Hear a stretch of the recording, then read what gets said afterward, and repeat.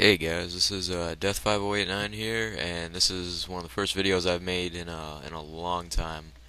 And this is an Empire Total War video, online battle, United Provinces versus Prussia. So here's my army right here, United Provinces. I have 6 units of cavalry, 3 on each flank, 6 line infantry over here, 2 units of mortars, and 5 units of riflemen. Now, my approach to this was to keep the artillery firing on him by pushing forward and not allowing him to come near my artillery and not get close enough so that the range would be compromised for the mortars, so just to keep these guys firing. So I moved forward a bit, was going to move my cavalry on his flanks and such. Most of this video, for the first few minutes, is just my army marching forward and me watching for any enemy activity. He'll start opening up with his cannons pretty soon. So let's go check the enemy army over here. Alright, he's got 2 cannon batteries each side, 2 cavalry. He's got some small unit of infantry, mostly cavalry he has, and he's got 2 cannon on each flank, which are getting slammed by my mortars right now, as you can see.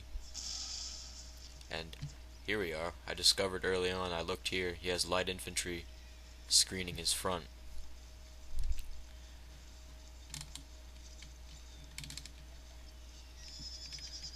So these cannon are going to eventually open up on my cavalry and infantry and such. Here they go. With some solid shot. Not very effective against cavalry though. I don't know why. So let's go back over here. See my army. I got the new skins for United Provinces. Courtesy of twcenter.com. Very, very nice skins for the United Provinces. It's a horde of line infantry. So this is a pretty balanced army for me. This is probably my favorite army.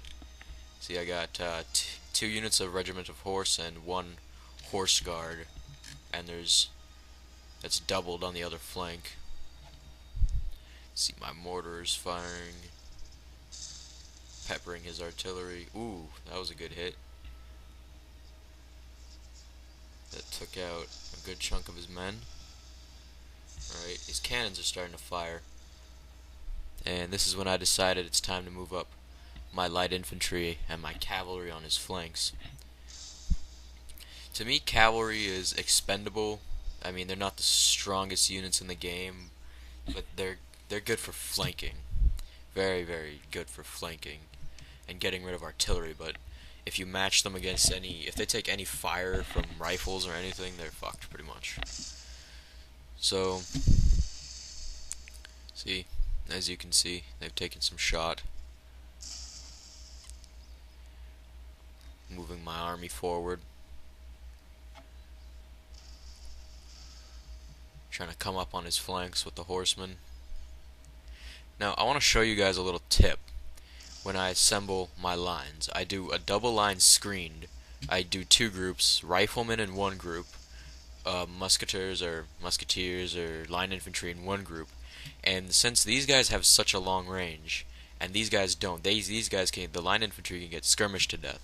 So what I do is I leave these guys about 50 yards out, just outside the range of the line infantry, to screen them.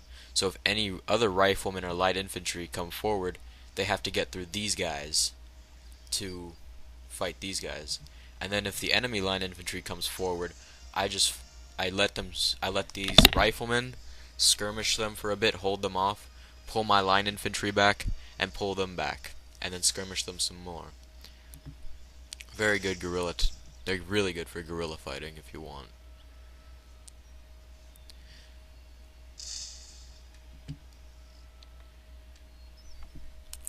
There's just one thing I hate about mortars is their slow rate of fire. And my cavalry just took a hit from shrapnel shot. And I'm moving my riflemen forward. See the mortars coming down on these troops. Ooh, took out some more of his light infantry.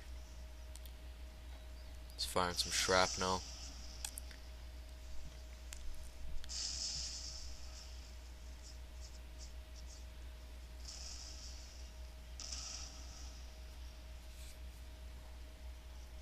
Now here we go. On my right flank, I'm moving up my cavalry slowly, just praying he doesn't notice me. For the most part, he didn't, but after a few seconds, he realized it, I think. See, I'm keeping this giant space between my riflemen and my line infantry to screen them effectively against any skirmishers. Now, he noticed that I was moving, a shit ton of cavalry on his flank over here. And I was charging them, trying to get them in a position as fast as possible. And it was a double-edged attack. Just trying to draw away his cavalry so that I was trying to draw away the cavalry so my riflemen could move up without fear of getting charged by enemy cavalry. So I moved these guys on the flanks. Now, this guy was kind of dumb. He exposed his Jaegers, which could have cut my men to pieces. So I decided to charge them at these fucking Jaegers right here. Hunters. My artillery is still pounding him. His flanks are being slammed. What I was trying to do was use these guys to create a distraction to draw all his cavalry this way to make his other flank a little weaker. And that's when I decided he exposed another unit of Jaegers, and that's when I came to attack him.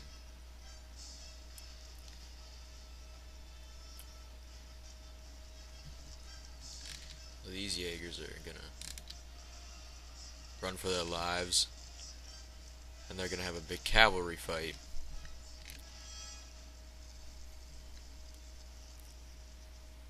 And right now, moving up the riflemen, get to some skirmishing range. See, I'm leaving my line infantry back a little. Mortar fire coming. Units routing on his left flank. See some more mortar fire coming in. Ooh, that was a good hit. That was a nice hit, and it left a nice big hole.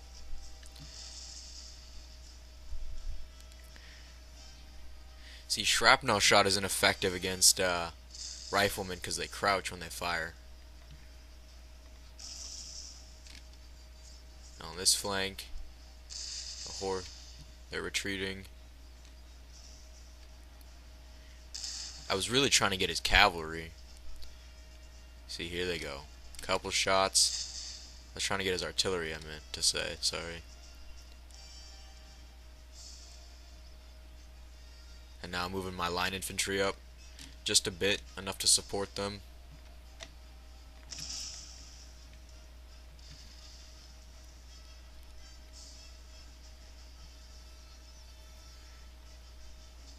Battle's still going on the flanks.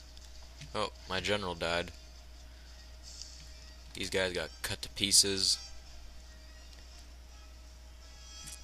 Now he's moving his line infantry up to attack my guys. So here's when I use this little guerrilla strategy that I had. Is when he attacked, hold him for a little bit. He's attacking me. Giving time for my line infantry to move up. Was just gonna skirmish him to death. See, because these guys are barely in range. Now, he's moving forward. Right here. And my line infantry is lining up. And they're trying to get in range with my riflemen. To shoot my riflemen. So that's when I pulled them back. To stay out of range. but just enough so they were outside the range of my riflemen so that they could still screen the riflemen.